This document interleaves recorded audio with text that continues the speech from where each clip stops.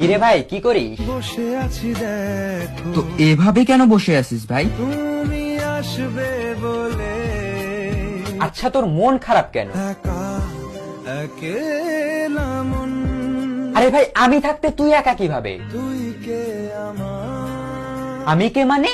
আমাকে তুই ভুলে গেলি? নারে না ভাই তুই কি তোর লাইফে ভালোভাবে বাঁচতে চাস না? বেঁচে থেকে লাভ কি বল বেঁচে থেকে লাভ কি মানে?